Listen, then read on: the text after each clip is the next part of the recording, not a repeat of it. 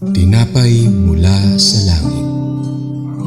A daily morning devotion with CRC family.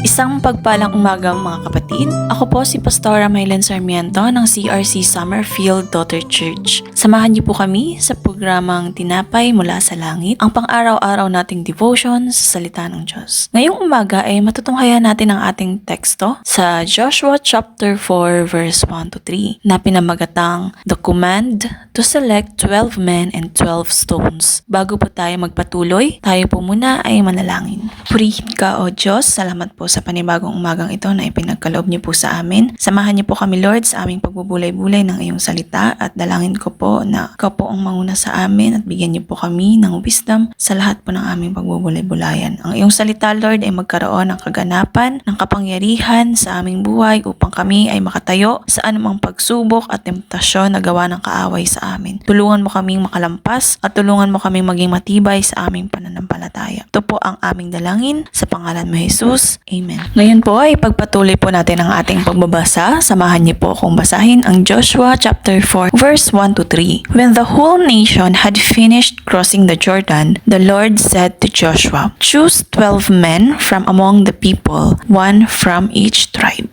3. And tell them to take up 12 stones from the middle of the Jordan, from right where the priests are standing, and carry them over with you, and put them down at the place where you stay tonight." Dito po sa ating nabasa, si Joshua po ang assistant at successor ni Moises. Siya ang nagpatuloy na nag-lead sa mga Israelita upang makarating sa Promised Land noong pumanaw na si Moises. Ang pangalan po ni Joshua in Hebrew is Yeshua, means the Lord is salvation. So sa 40 years ng kanilang paglalakbay ay maraming nangyari at sa verses po na ito, ganap na sila ay nakatawid sa ilog ng Jordan at makarating sa lupa na ipinangako sa kanila ng Panginoon. Kung atin pong susuriin, ang pagiging masunuri ni Joshua sa utos ng Panginoon ay nagpapakita ng katagumpayan sa anumang malaking bagay na ipinapagawa o inaatang sa atin ng Diyos. So gaano man kahirap ang ating dinaranas at gaano man kahirap sa tingin natin ang ating tungkulin, ito po ay tinalaga ng Diyos sa atin upang hindi tayo pahirapan kundi upang tayo ay maging tagumpay sa ating mga hamon na dumarating at di pinagdadaanan.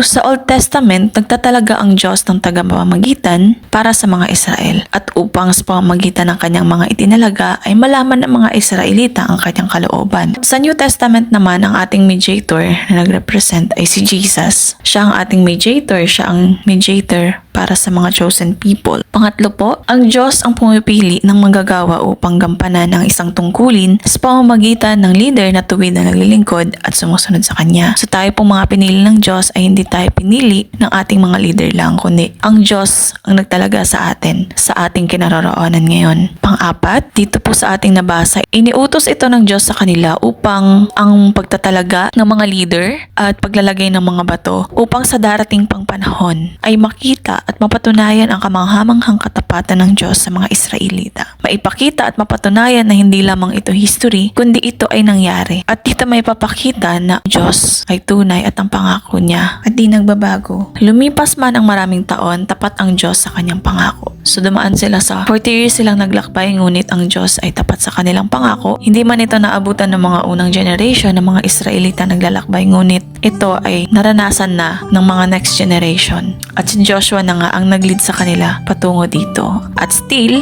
kahit na ganun ang nangyari, kasama pa rin nila ang Panginoong Diyos. At hindi sila iniwan sa kanilang paglalakbay. Sila ay pinagtagumpay, binigay niya ang kanyang pangako at never niya na iniwan ang mga Israelita sa panahong ito. Muli po tayo ay manalangin sa ating tatapos. Maraming salamat Lord dahil tunay ngang ikaw ay tapat sa pangako niyo po sa amin. Hindi lamang sa mga Israelita kundi sa amin Lord na mga hintil na iyo pong extension ng biyaya na kami ay makaunawa, makakilala sa iyo, O Diyos. Hindi po namin kayang gawin ang anumang bagay sa sarili naming lakas, kundi magagawa namin at ma-overcome po namin ang ang lahat ng ito sapagkat sinasamahan niyo kami at sa pamamagitan ng iyong kapangyarihan, ng iyong kalooban, ang lahat po ay magaganap. Walang makahadlang sa bagay na itinalaga mo, Panginoon. Walang bagay na makakahadlang sa mga bagay na ipinagkakaloob mo sa iyong mga anak. Salamat Lord dahil katulad ng mga Israelita, maraming beses mo na kaming pinatawid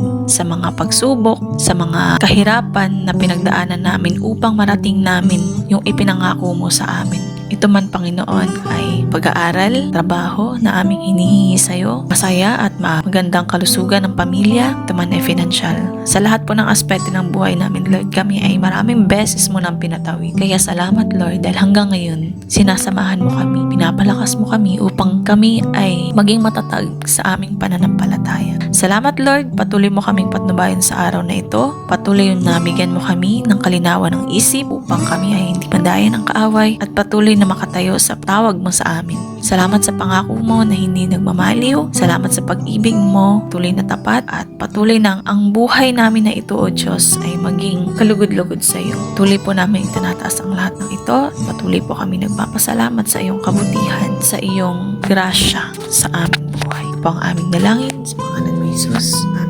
Maraming salamat po mga kapatid sa pakikibahagi sa ating programa. Lagi po nating pagnilayan ang salita ng Diyos mula sa ating puso dahil lubos ang magiging kaunawaan natin dito. Muli po ninyo kaming samahan bukas sa pagninilay ng kanyang mga salita dito sa programang Tinapay Mula sa Langit. Malaya po ninyong i-share ang video na ito upang kayo rin ay maging pagpapala sa iba. Pagpalain po tayong lahat ng ating Panginoon at isang magandang umaga po sa bawat isa.